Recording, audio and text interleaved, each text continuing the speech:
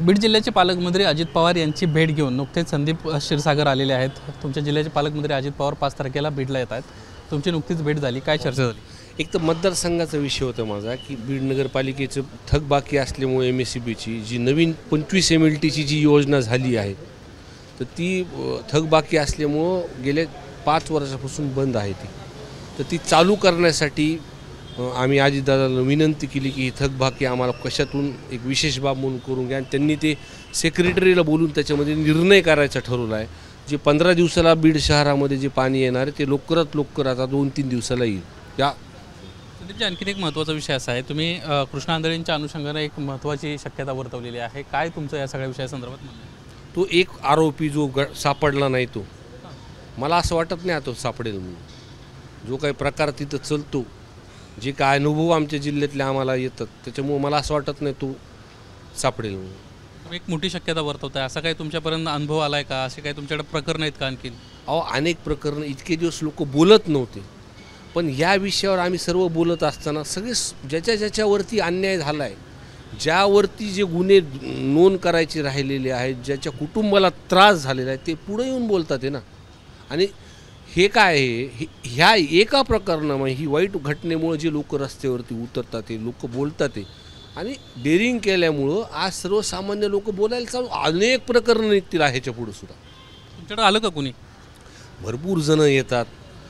काय असतं या ह्याच्यामध्ये जे काही त्रास होतो कुणाला, आणि मग आम्ही त्या आल्यानंतर प्रशासनाकडं त्यांना पाठवतो। नवीन SP-ची जी बदली केली होती या सरकारच्या माध्यमातून ते सुद्धा त्यांचं दखल घेणं की वस्तुस्थिती आहे हे बघणं त्यांनी चालू केलं आहे। संदीपजी, अंजली दमानी असतील किंवा तृप्ती देसाई असेल, त्यांचं असं म्हणणं आहे की वाल्मिक कराडांच्या अवतीभोवती जे सगळे पोलीस आहेत ते त्यांचेच पोलीस आहेत, त्यांच्यासाठी अख्खं हॉस्पिटल मोकळं केलं जातं, अशा पद्धतीची परिस्थिती आहे। ते जे म्हणतात ही गोष्ट खरी आहे।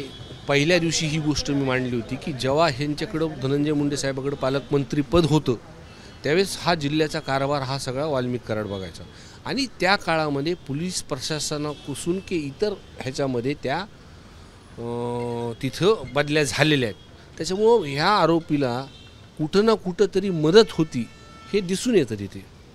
बापू आंधळे प्रकरणाबद्दल काय तुम्ही सांगाल? किंवा महादेव मुंडे प्रकरणामध्ये देखील आता समोर आलेलं आहे त्यांचं कुटुंब, त्यांच्या कुटुंबाने येऊन म्हटलेलं आहे की त्यांचे कुटुंब ज्या पद्धतीने सांगतात, त्यांना कुणी सांगितलं नाही तुम्ही असं काहीतरी बोला म्हणून, ते स्वतःहून मी तुम्हाला सांगितलं ना की आज कुठंतरी न्याय भेटेल। ज्या पद्धतीने मागच्या अधिवेशनामध्ये सरकारने आश्वासन दिले आणि कुठं ॲक्शन होताना दिसते किंवा वाल्मिक कराडवरती गुन्हे दाखल होतात ते मोका लागतोय, त्या अर्थानेच त्यांना कुठंतरी असं वाटतंय की आपल्याला न्याय भेटेल म्हणून। त्यांना जे त्रास झाला होता त्यांच्या कुटुंबातलं माणूस गेल्यानंतर त्याच्यामुळे ते येऊन बोलतात ते पण न्यायाची हे करतात। वैद्यकीय जे तुमचे बीडचे वैद्यकीय प्रमुख जे आहेत सरकारी दवाखान्याचे, त्यांचे आणि वाल्मिक कराडांचे संबंध कशा पद्धतीने ते ट्रीटमेंट देत आहेत त्यांच्या संदर्भात तुम्ही काय अजित पवारांकडे मागणी केली? हे बघा, मला डॉक्टर थोरातबद्दलच बोलतात त्यांना। हे बघा, मला त्यांचा जो स्वभाव मी त्यांना बघितलं आहे त्या ह्याच्या आधी पण तिथं सिव्हिल सर्जन म्हणून होते, पण ते असं काही करतील मला असं वाटत नाही। संदीपजी, आता ह्या संपूर्ण प्रकरणामध्ये तुम्ही समाधानी आहात का? ज्या पद्धतीनं आता ही सगळी चौकशी सुरू आहे, अजित पवार म्हणतात धनंजय मुंडेंचा अजून राजीनामा घेतलेला नाही कारण पुरावे नाहीत, अंजली दमानी या काल जाऊन आले त्यांच्याकडे, काय एक तर हे फास्ट ट्रॅकवरती हा विषय घेतला, CDR-वरतून सगळ्यांची नाव आले, आम्ही जे सुरुवातीला म्हणत होतो त्याच पद्धतीने हा विषय समोर येतोय किंवा त्यांना कुठं ना कुठं तरी आयडेंटिफाय होतं आहे त्या CDR रिपोर्टवरून। आणि हा जो काही VIP ट्रीटमेंट आपण लक्षात येते, धनंजय मुंडे साहेबाला मंत्रिपद असल्यामुळं कुठं ना कुठं हा भाग तिथे भेटतो, त्याच्यामुळे एकदा सरकारने त्यांचा राजीनामा घेतला पाहिजे।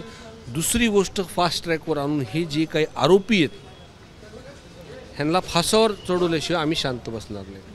धन्यवाद संदीपजी, आमच्याशी बातचीत केल्याबद्दल। एकंदरीतच धनंजय मुंडेंचा राजीनामा घेतला पाहिजे अशा पद्धतीची प्रतिक्रिया संदीप क्षीरसागर यांनी व्यक्त केली। यासोबतच फास्ट ट्रॅक कोर्टावर हा सगळा विषय आणला पाहिजे आणि लवकरात लवकर या आरोपींना फाशीची शिक्षा झाली पाहिजे अशा पद्धतीची भूमिका देखील त्यांना मांडली आहे। कॅमेरामन मनोज जयस्वालसह निलेश बुधावले, ABP माझा, मुंबई। ABP माझा, उघडा डोळे बघा नीट।